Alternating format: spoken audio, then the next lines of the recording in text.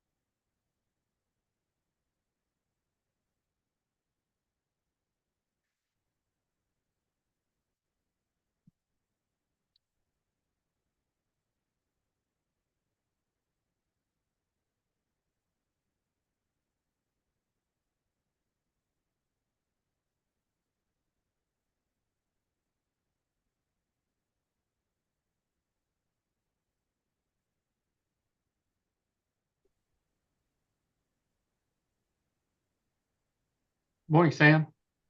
Hey, good morning. You're stuck with Sean today. Oh, hi, Sean. You are that. How's it going? Pretty good. How about you? It's going great. We're doing well today. Good. Well, let's see. Why am I not seeing? Oh, I'm not scrolled down far enough. Duh.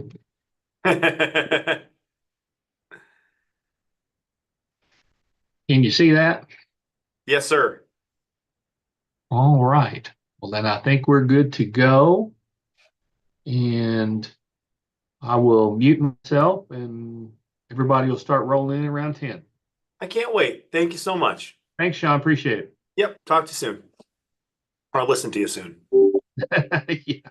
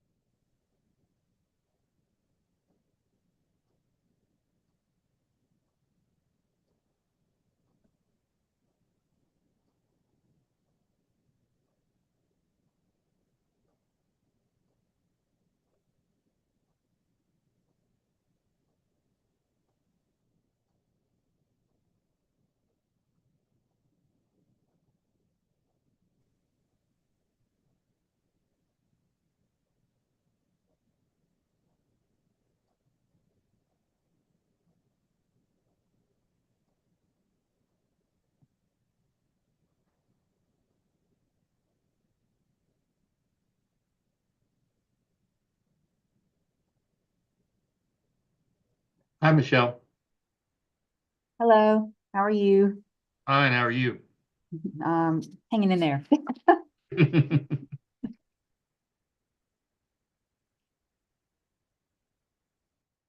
Hard to believe it's already end of October. I know, I was just talking about that this morning that Y'all we're, put me down for PDI.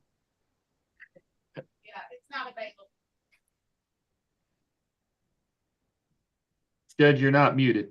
I know it. I'm trying to do multiple things. I don't know if y'all saw me hit my head. I didn't start the video yet. I'm trying to schedule a Justice Center board meeting and trying to juggle a few things. Let me pull my agenda out here, and certainly looks like we're at 10 a.m. Scott, good morning. Do we have Commissioner Jenkins and Superintendent Billy Parker on with us? I see Superintendent Parker. Hey, Joe. Hey, Judge Covington. Hello, Billy. How are you, Superintendent? Well, Waiting on the mayor. Yes. And we are recording. All right.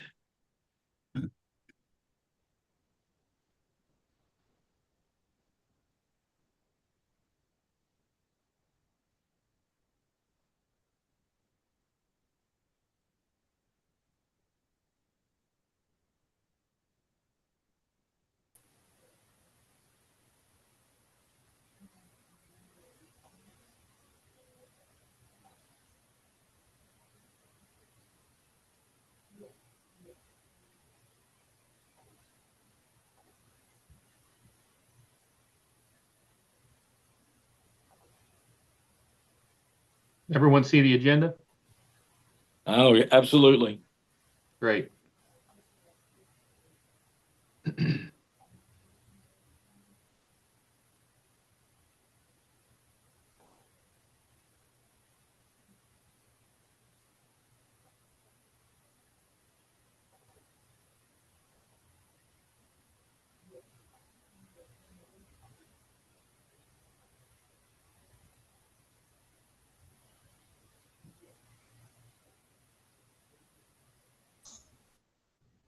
Good morning, Scott.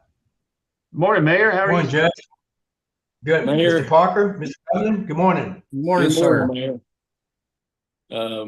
With the mayor tuning in, I'd like to call our Georgetown Scott County Revenue Commission meeting to order. This is Wednesday, October 23rd, 2024. Please let the record reflect that Superintendent Billy Parker, Mayor Jenkins, and Joe Pat Covington, myself, are in attendance. So we have a quorum and we can move forward. The first item is approval of minutes from last meeting, 9/25/24. I was going to say, I'll make a motion. Motion from Mr. Billy Parker, Second. second from Mayor Jenkins. Any other questions or comments? All those in favor, please say aye. Aye. Aye. Any opposed? Motion passes. We will now look at one refund, and I will turn it over to Scott. Thank you, Judge. We do have one refund that exceeds $10,000 this month. It is $10,425.87. You can see there on the screen the city, county, and school board splits.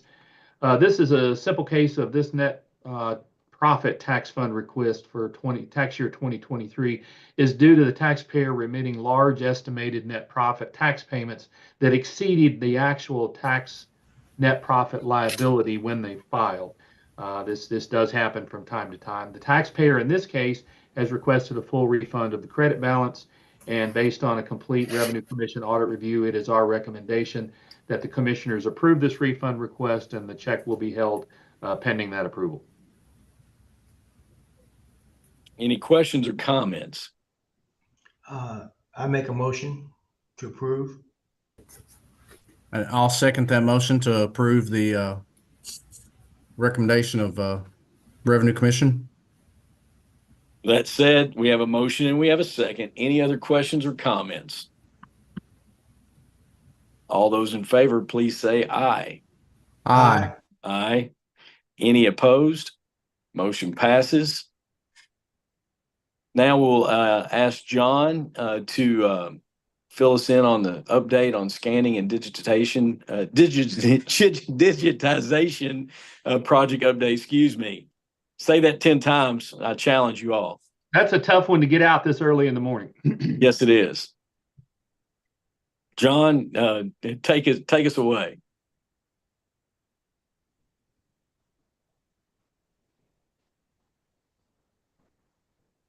John, it doesn't look like you're muted.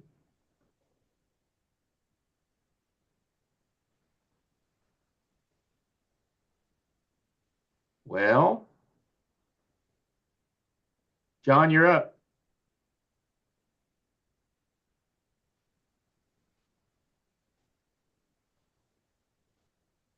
All right, can we pause for just a second? Let me see what's going on. No, let's please pause and you address that technical. He's working on it, Scott, and he said it just dropped out completely. Okay. Digitization. You have to break it up in syllables, people. Remember your language arts classes. You take it and break it into syllables. Digitization. There you go. And I was a science man, so there you go. Well, yeah. Well, I tell you what, while we're waiting on John, Judge, is it okay that we go down to number 7 and then? Yeah, 100% sounds good. And John's do not require any action, so we'll go down to 7. Yes. So I just wanted to share with you that the presentations that John and I gave at COLA, well, John and I gave at COLA, and then I gave one at KLC as well, were very well received. I've actually seen the surveys from COLA, and a lot of people in attendance there thought that was their favorite presentation of the conference. So we're very happy with that. I attached them to this email that I sent out to you. I had actually sent you the KLC in advance of KLC back on the 19th of September, I believe. And there's also 2 case studies that we referenced in both of those presentations. So I just wanted you to know that was very well received. Got a good response from the folks at KLC as well. So just wanted to share that with you and see if you had any questions on that. I think it's fantastic that you all go out and represent the Revenue Commission in our community, and I think you all are doing a great job and are seen as leaders in the field. So I appreciate it. Thank you, Judge. We're happy to help our neighbors and even some people that aren't our neighbors on other, far ends of the state. In fact, we've got someone from Boyd County that's going to be coming in probably next month to shadow us for a couple days that wants to learn how we do things. So we will continue to do that. And it's a 2-way street. Sometimes when we have questions and issues, we reach out to other jurisdictions. So it's a very collaborative thing, and we want to keep that going.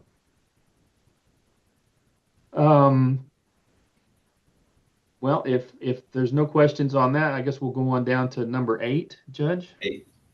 Scott. All right. So I think I hear John. Yeah. Back, John? Yes.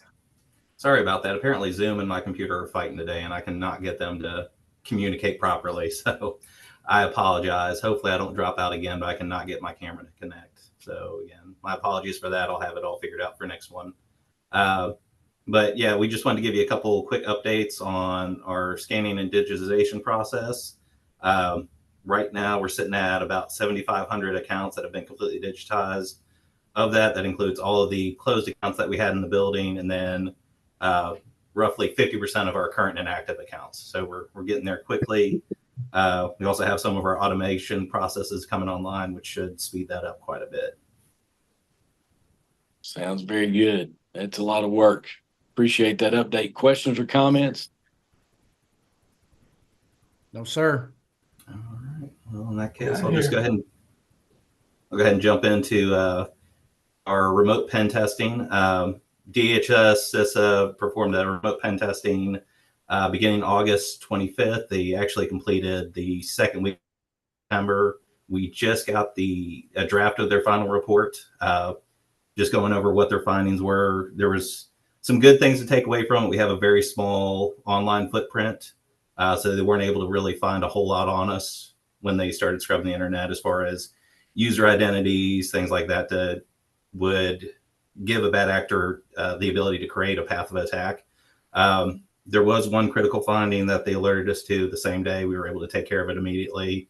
And then the rest all seems, looking over it, it seems to be some configuration issues with some of our systems that at the time of being set up, they were probably acceptable. But as you know, the world's evolved, bad actors and threats have become a little bit more sophisticated. We need to beef up our systems a little bit. And the biggest takeaway is probably the weakest link is always going to be the human factor, and just trying to mitigate that. Yeah, I think, John, the only thing I would add, John, is that, I think overall it was a very positive experience. It's a great resource for us. We get to have this done at no cost to us because we're local Absolutely. government. And I think it was a very seamless process. The person we had at DHS was really good to work with. And I think it was a very positive experience. Would you agree? Oh, absolutely. Most of the time we had no idea they were there. They were just looking through our systems, trying to find the vulnerabilities that they could. And then they would just give us a report at the end of the day, letting us know what they had done. And like I said, the only time they found something that was alarming to them, they let us know immediately, and we were able to take care of it right then and there. Yeah. Yeah. And I would respectfully suggest, the city, county, and school board working with your IT teams, if you want to take advantage of this, like I said, it's free for local government, and it's kind of a trust but verify tool. It allows us to use a third party at no cost to check and make sure our MSPs are doing what they're supposed to be doing. So. And with that final report, they did provide us with a list of recommendations they have that we're reviewing and working on implementing as well. Yes. Sounds great. Questions or comments? We'll move on down to number 8. Yes. So we had talked about this for about a year. We found out through the folks at the school board that there is a process. We escheat checks that don't clear to the state treasurer's office. We don't like to have those on our books longer than 6 months. So we reach out to the taxpayer, and if we don't get a response, we ultimately will escheat those. Well, there's a way. There are people that do that with checks that have been written to us as well. And Pam, our office manager, kudos to Pam, found out that was over $11,000 last year, and it took a while to go through the processes and get in the system at the treasurer's office. But we received a check for $11,055.58, where people had written checks to us at some point they didn't clear. They were escheated to the state. So we're now going through the process, working with our auditors and going through our own tax rolls to see what accounts these belong to, and whether or not the money's still due, if they send another check to cover it, and how we're going to handle that. But we did receive that, and we're very early in the process, but just wanted to share that with you, and for putting the hard work in on that for a year. No, it's fantastic. That's real results. Appreciate it. Yes. Any other comments or questions? We'll move to centralized collection discussion. Okay, so this happens every few years, and it's happened again in September at the conferences we were at. It was actually right before those started. There is a bill that's floating around out there. It's not been pre-filed or anything yet. It's just floating around, where someone is again suggesting that we should have the state collect all of our occupational license tax for us. The twist this time is it should be done through the state treasurer's office. And I had the privilege of meeting our new state treasurer, Mr. Metcalf at KLC, and speak to him briefly about it. And he's aware of it, and they're looking into it. It's in its very early stages, but this is something that every few years it crops up, and every few years we have to fight it. And when I say we, I mean COLA, KLC, KCO. So I just wanted to let you know that's out there. It's floating around. Don't know if you're hearing anything about it, but we're on it. COLA, with my help, and I think Boone County and Campbell County participated as well. We submitted some talking points to KLC and KCO for them to use to try to make sure this doesn't happen. So I will keep you updated on that. Just want to make you aware. Appreciate it very much. And that does not sound like a wise direction to consider. No, it's not. And I'll just add, it's kind of ironic because about a year ago in November, some folks from the Kentucky Department of Revenue went before one of the interim joint committees on the issue of the state taking over centralized collection of the transient room tax, which is arguably one of the simplest taxes to collect. It's just a pass through. The hotels just add it to the bill and they send the money to the jurisdiction. Of course, we don't collect that here at the Revenue Commission. But I do have experience with that at Louisville Metro. We collected that. And what happened was, and I can send you the link to the video if you'd like to see it. It was in early November, I think. The Department of Revenue said, no, we cannot do this. We do not have the staff. We do not have the technology. And they went further, and apparently they researched it quite a bit and spoke to several states. I want to say both Carolinas, maybe Tennessee, Virginia, West Virginia, and asked them that, because they did have the staff and they did have the technology that's more advanced than ours here in Kentucky, and those states were not collecting locally. And they asked them why, and they said because the local jurisdictions do a fine job of doing it themselves. We don't need to be involved in that.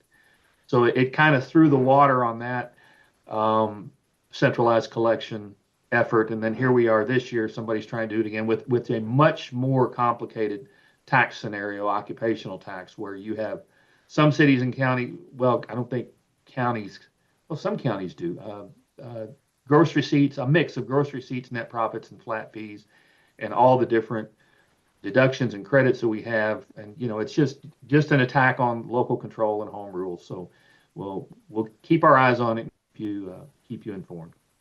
Appreciate that update and keeping your eyes and ears out there. And I think that's another example of a benefit of being, tuned in and involved in statewide organizations. So I appreciate it. You're welcome. So a little update here on the Reno project. I just got a couple photos for you. The part of it is complete. We've had one of our new cubicles installed here. You can see here, this is where all those file cabinets used to be. There's still one over there, but excuse me, Scott, I don't see that. I just see the oh, you're not seeing No. let me go back here. Sean, any reason why the pictures aren't coming up? No, it's weird. I can see your mouse moving around. Yeah, they should be coming up on your end.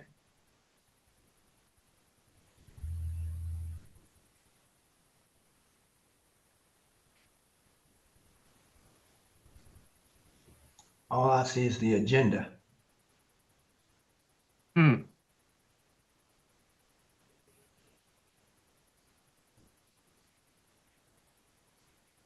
Anyone else? Only thing they're seeing is the agenda. Yeah. I can see the agenda. Yeah, and your mouse is moving, so you have access to the screen change in its image.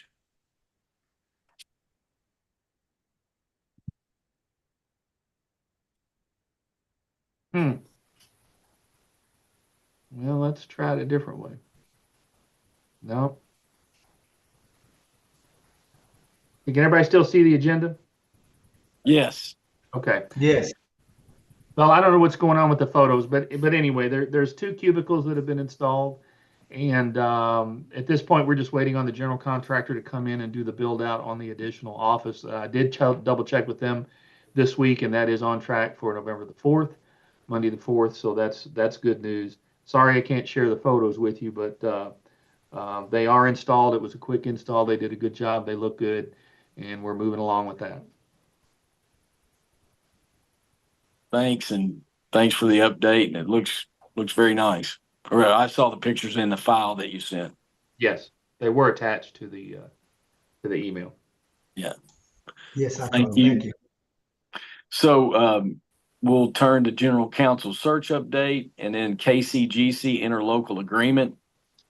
Yes, so we have made an offer to an attorney for our general counsel position. They've accepted, and we're going through the process of getting that person onboarded, getting all the background checks and all that done. We're very excited about it. It's looking like it'll probably be the week before or the week of Thanksgiving when he may be starting with us, and we'll keep you up to date on that.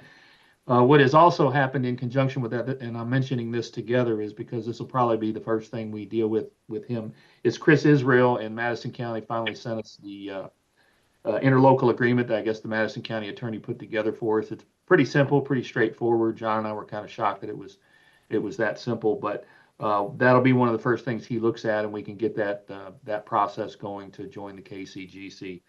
But we're very excited about that, and we've got a training plan put together for him that we're going to be working on over the next 30 days. He does have to give a 30-day notice with his current employer, which we anticipated might be the case. So just an update on that. Probably by the time we meet next time, he may already be onboarded. Sounds good. Questions or comments? And just so everybody, so Mayor Jenkins and Superintendent Parker know, we have an interlocal agreement the Scott County Fiscal Court does with the KCGC, and it's been very positive for us. So, yeah, John and I, we're all really looking forward to it. Yeah. 12, general discussion. Okay. Can everyone see the general discussion document? Yes, Nope. I have. All right, good. I think I that's don't. I'm still, the only thing I'm still seeing is the Agenda. agenda. Anybody else seeing it? I just see the agenda on the screen, but I printed Hold out on. the Yeah. general discussion. I pulled it up Yeah. on my computer. Yeah, I can do that too. All right. We can go there. I'm good. Yeah, Sean, we're gonna have to get together on this afterwards. Yep, absolutely. Okay, so as far as the Cabinet for Economic Development, there were no new projects for September. And that report is attached. I'm not going to open that. It pretty much hasn't changed for months. The next item there is the KJRA, the August 2024 report on that. Again, it's the same amount every month. It's attached to the email if you'd like to look at it. We do have our individual compliance efforts. For the month of September,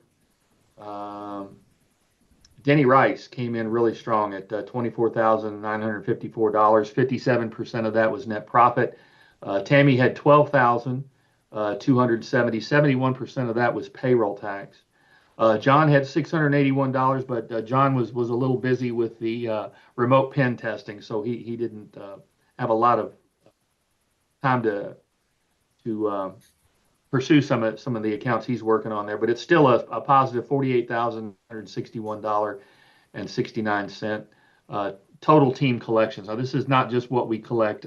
This is over and above accounts they're pursuing that may be delinquent or may have had errors on their returns. And included in that $48,000 is the $11,055 that Pam. I put that in there too because that's a big deal and that's a big number. So I included the $11,055 in reverse achievement that Pam put in there. So a good solid almost $50,000 effort this month by the team. So kudos to them. Absolutely. And I appreciate the update. Yep. The electronic payment summary. This is the credit card report. We had $49,454 come in September. With the October tax filing deadline, I'm anticipating that jumping quite a bit. As usual, the web amount of that is 98% of that comes in over the web. Very little of it is people using their credit cards here in the office. This month, 68% of it was net profit. And again, not surprising with the October net profit filing deadline coming up. And then payroll is about 32%. As usual, 98% of it. In this case, 97% is e-checks, which is the flat fee, whether you owe us $10 or $10,000, it's a flat $1.95. So that's very popular. And then $1,600 in actual debit and credit cards, and there's splits on the report there. Discover, surprisingly, was the biggest one. 53% of those credit card payments came from Discover this month. So just a little update on people continuing to use our portal to make payments in a big way. So we're glad to see that. Absolutely. Any questions or comments there?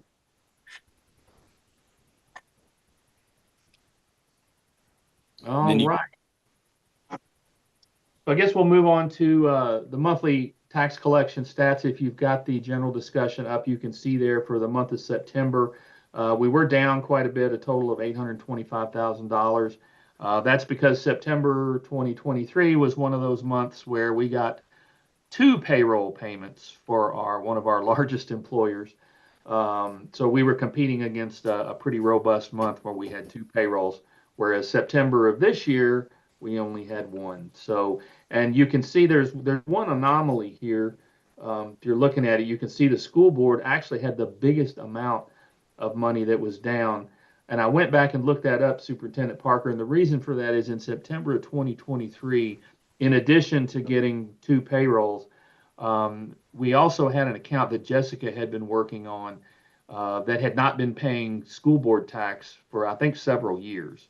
And she pursued that, and that finally came in. We got that payment in September. So in addition to that, we had an additional payment for the school board on behalf of that. So that's why yours is skewed higher than the other 2 jurisdictions. Thanks for noticing the discrepancy there, or the, out of whack proportionality there, and looking into that for me. I appreciate it. Yes, sir. When I see something like that, when I'm putting this together, I said, boy, that doesn't look right. Let me make sure there wasn't a number fat fingered in a spreadsheet. But no, that is correct. And I don't remember who it was. Of course, I can't mention it on the meeting anyway. But I do remember that very large school board tax that we pursued, and it took us a while too, but we finally got it. So that's the September, the monthly collection. Any questions on that before I go to the quarterly? Okay. No questions. Right. So even though we were down for the month of September, we're still way up on the quarterly stat spreadsheet. $8.5 million, and of course we know 7.7 million of that was the large net profit deposit that we received on July 18th. So I'm going to continue to leave that in there for this whole fiscal year because it was such a large amount. And I'm going to, when you take that $7.7 million out for the first quarter, we were still up over $863,000, up over last year, which was the largest collection year in the 20-year history of the Revenue Commission, the 63.7. So we're already beating that by over $800,000. So I think that's a good strong start to the fiscal year. I did, any questions on that before I say something else?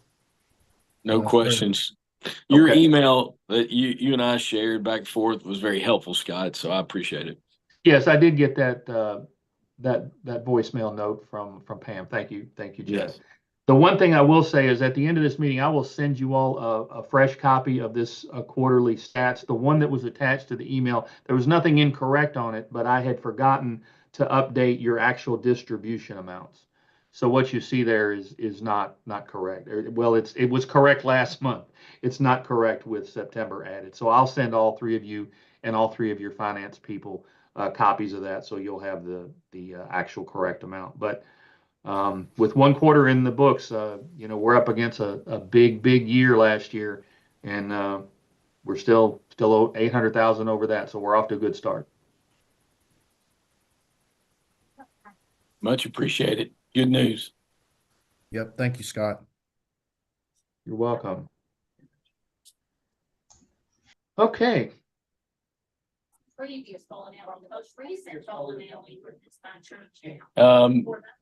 would move us. Would that conclude general discussion, Scott, and move us down? Wait a minute. Let me double check here. Yes. Okay. And then that moves us to our November 2024 meeting discussion about the date. Yes, the fourth Wednesday is the 27th, which is the Wednesday before Thanksgiving. That usually does not work for anybody. So, we could do it a week earlier on the 20th or another day that week. What are your thoughts on that?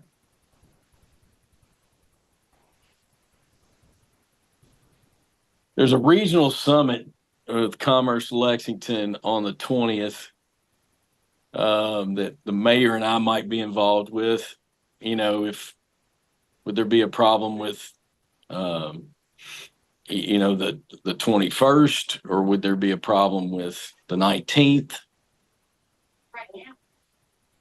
Just for your awareness, the 19th and 21st, I believe I am wide open both days, if that's helpful. I'm also wide open on the 26th, if that's helpful. Yes, I'm also wide open on the 19th through the 20th, or the 19th or the 21st. Would there be a would it be okay to go on the 19th at 10 a.m. special called meeting? Yeah, I'm good. That would work. Make sure if someone sends out a calendar invite so we can. Yes, Scott, I'll send that good out with you? today. Is that good with you? I'm Yes. good. Yes. Yeah, it works All for right. us too. All right. Appreciate it. That's a plan. And then if there's no other discussion, then would there be a motion to adjourn? So moved. I'll second that. All those in favor, please say aye. Aye. Aye. We appreciate your all's time, and we'll talk soon. Thanks, everybody. Sean, can you Thank- stay on with me? Thank you. Sean, can you stay on with me? Yes, sir, I can. Thank you.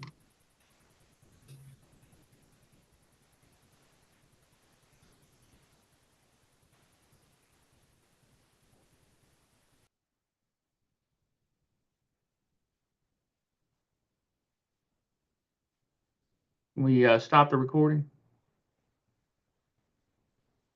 since we're adjourned.